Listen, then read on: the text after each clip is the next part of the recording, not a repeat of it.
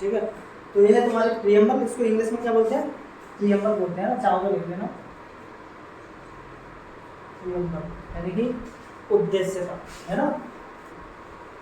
कहाँ से ली गई है तो ये भी लिख लो आप लोग इसको, है अमेरिका के संविधान से। किससे?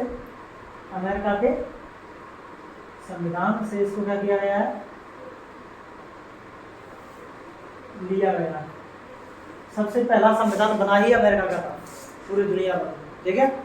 और बहुत छोटा सा संविधान है, मुश्किल से इसमें इतने से पेज होंगे, पता है, अरे बहुत ही छोटा संविधान है, सबसे छोटा संविधान कह सकते हैं। और हमारा संविधान सबसे बड़ा संविधान है दुनिया का। दुनिया का सबसे बड़ा संविधान किसका संविधान है? हमारे देश का, ठीक है। और सबसे छोटा पता नहीं किसका, लेकिन ध्यान रखना इस चीज का आपको। तो उद्देश्य का में क्या है इसमें प्रियम्बल में?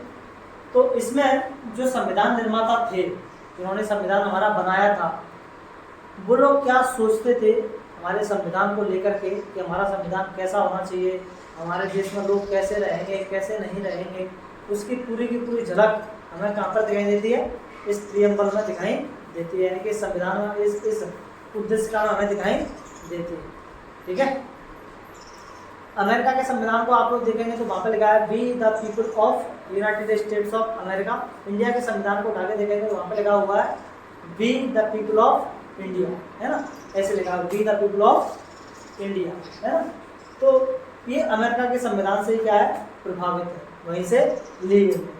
इसको बहुत ज़्यादा डिटेल में तो नहीं पढ़ेंगे क्योंकि अपन को कोई यूपीएससी का एग्जाम नहीं देना है, यहाँ से क्वेश्चन आएंगे, ठीक है। पर आप लोगों को एक समझा देते हैं कि इसका मतलब है क्या। तो हम भारत के लोग, क्या लगा? हम भारत के लोग, मतलब इस संविधान को पावर कहाँ से मिल रही है? भारत के लोगों से। पूरी की पूरी पावर, अथॉरिटी कहाँ से मिल रही है? लोगों से मिल रही है, ठीक है। क्योंकि संविधान जब बन रहा था तो उस समय तो हमारा देश आज़ाद हुआ नहीं था। उस समय तो 1946 में हमारे संविधान सभा की पहली बैठक हुई थी 9 दिसंबर 1940 को, है ना। और उस समय तो हमारा देश आज़ाद नहीं हुआ, आज़ाद तो 47 में हुआ था, है ना। तो उस समय क्वेश्चन ये था कि हम क्या लिखें इसमें, किसको रिप्रेजेंट करता है ये संविधान, किसके बारे में बताता है ये संविधान? अंग्रेजों के बारे में बताता है या इंडिया के बारे में बताता है? तो फिर यहाँ पर लिखा गया क्या? यहाँ पर क्या लिखा गया? We the people of India. हाँ, we the people of India, यानी कि ये संविधान किसको रिप्रेजेंट कर रहा है? इंडिया को रिप्रेजेंट करता है। किसको? इंडिया को और इंडिया के लोगों को, ठीक है। क्या लिखा हुआ है? भारत को संपूर्ण प्रभुत्व संपन्न, यानी कि एक ऐसा देश बनाएंगे जो कि कैसा होगा? संपूर्ण प्रभुत्व संपन्न होगा, मतलब सोवरेन कंट्री होगी। कैसी? सोवरेन। सोवरेन का मतलब है एक ऐसा देश जिस पर किसी दूसरे देश का कोई प्रभाव नहीं होगा। हम भारत को ऐसा देश बनाएंगे। अगर हमें कोई डिसीजन लेना है तो हम अमेरिका से नहीं पूछेंगे, हम चाइना से नहीं पूछेंगे कि हम ये करने जा रहे हैं, हम वो करने जा रहे हैं। डिसीजन लेने वाले कौन होंगे?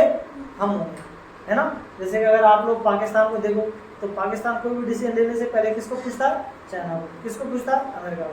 बहुत सारे दुनिया भर में देश ऐसे हैं जो कि अमेरिका से पूछेंगे, चाइना से पूछेंगे, रसिया से पूछेंगे, है ना, कि क्या करना है, क्या नहीं करना है ना।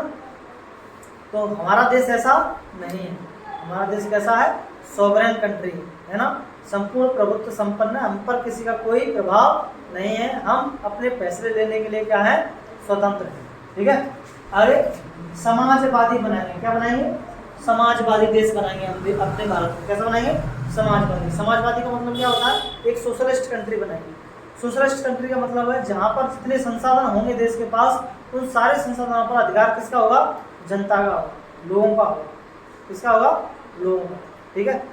और पंथ निरपेक्ष बनाएंगे। कैसा बनाएंगे? पंथ निरपेक्ष, यानी कि सेकुलर कंट्री बनाएंगे। कैसी? सेकुलर। सेकुलर का मतलब है जहाँ पर देश का कोई धर्म नहीं होगा, है ना, सरकार का कोई धर्म नहीं होगा। सरकार के लिए सभी धर्म कैसे होंगे? एक जैसे होंगे। इसको अपन बोलते हैं क्या? सेकुलर कंट्री, है ना, पंथ निरपेक्ष कंट्री, ठीक है। जहाँ पर सभी धर्मों को एक समान नजर से क्या किया जाएगा? देखा जाएगा। उसके बाद हम लोकतंत्रात्मक बनाएंगे। कैसा बनाएंगे? लोकतंत्रात्मक गणराज्य बनाएंगे। ठीक है, डेमोक्रेटिक कंट्री बनाएंगे। कैसी? डेमोक्रेटिक। डेमोक्रेटिक का मतलब क्या होता है? जहां पर जो सरकार का जो प्रमुख होगा, देश का जो प्रमुख होगा, वो किसके द्वारा चुना हुआ होगा? जनता के द्वारा चुना हुआ होगा।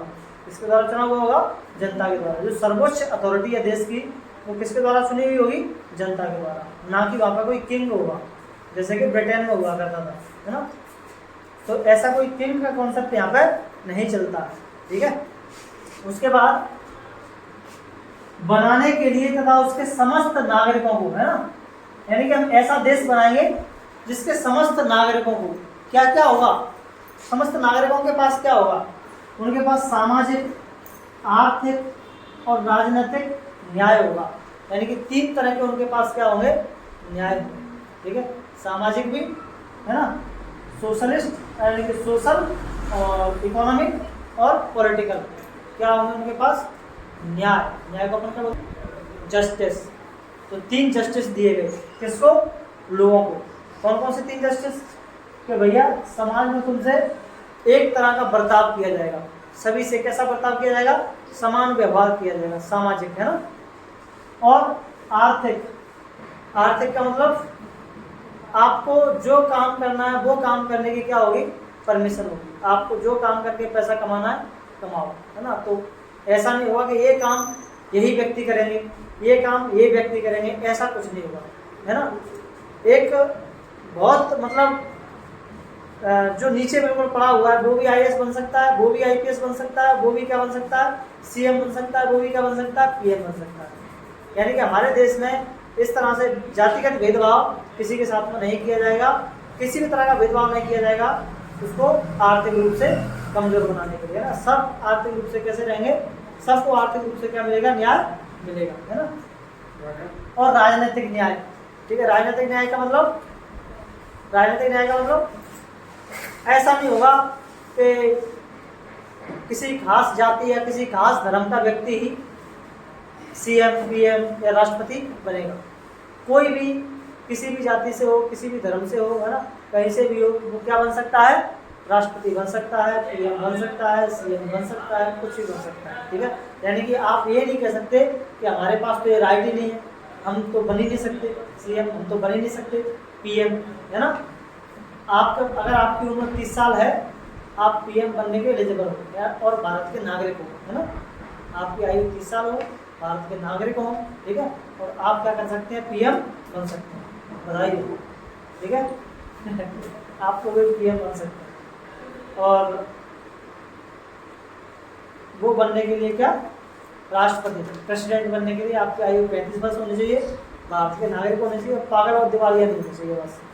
तो हम ना पागल हैं और ना हम दिवालिया हैं, है ना, और हम भारत के नागरिक भी हैं, बस हमारी आयु अभी 35 नहीं है।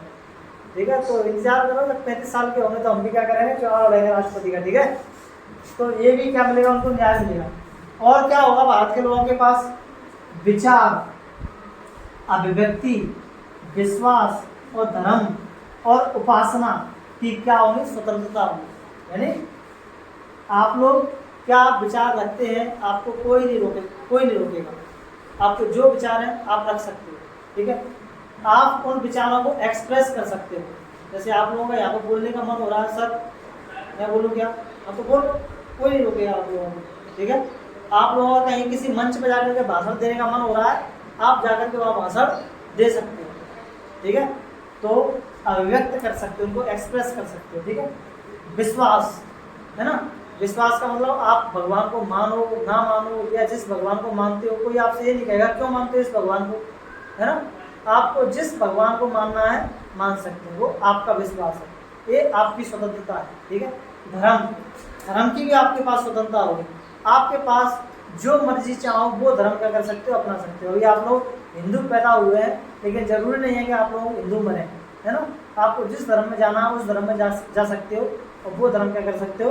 अपना सकते हो। ठीक है, ये आपकी क्या है? स्वतंत्रता है। और उपासना, उपासना वही जो व्रत रखते हैं, है ना, व्रत। तो आपको जो जिसका व्रत करना है उसका व्रत करो, कोई रोक टोक नहीं है, कोई आपको ना रोकेगा ना टोकेगा कि क्यों कर रहे हो क्यों नहीं कर रहे हो, और इसका क्यों कर रहे हो उसका करो, ये वो फलाना ढमकाना। ये आप लोगों की स्वतंत्रता है, ये आप लोग तय करेंगे कि हमें क्या करना है और क्या नहीं, किसकी उपासना करनी है और किसकी नहीं। ठीक है, तो ये तुम्हारे पास स्वतंत्रता हो गई 5 प्रकार की, है ना, 3 प्रकार के न्याय हो गए। और क्या हुआ हमारे पास? प्रतिष्ठा और अवसर की समानता, समता, है ना, प्रतिष्ठा और अवसर की समता। ठीक है, ये भी होगी तुम्हारे पास। ठीक है, तो प्रतिष्ठा का मतलब है कि आप लोगों को वही प्रतिष्ठित व्यक्ति सुने होंगे ना आप लोगों ने, प्रतिष्ठित, है ना, प्रतिष्ठित मतलब फेमस, है ना, फेमस लोग, प्रसिद्ध व्यक्ति, उनकी कुछ प्रतिष्ठा होती है ना, तो वो प्रतिष्ठा और अवसर की समता, यानी कि ये आप लोगों के पास समानता हो। अवसर की समता का मतलब है इक्वलिटी, है ना, जैसे IAS के फॉर्म निकले, UPSC का फॉर्म निकला, है ना, तो ऐसा नहीं होना चाहिए कि UPSC के फॉर्म कोई खास जाति धर्म या उसके लोग ही डालेंगे उसको, ऐसा हो कि सारे लोग उस फॉर्म को क्या कर सकें, भर सकें, है ना, तो ऐसी अवसर की क्षमता होनी चाहिए।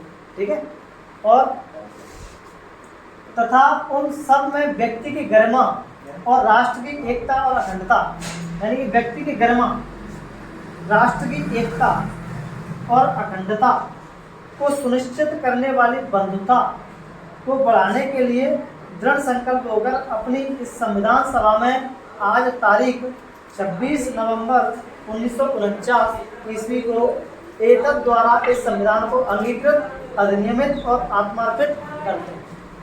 यानी कि 26 नवंबर 1949 में संविधान को क्या कर दिया गया था, अपना लिया गया। ठीक है ना, बन के ये तैयार हो गया था 26 नवंबर 1949 है ना। तो ये सारी बातें थी हमारे संविधान में कि क्या क्या होगा, वो सब का सब हमारा कहाँ लिखा हुआ है, प्रियम्बल में ही लिखा हुआ है।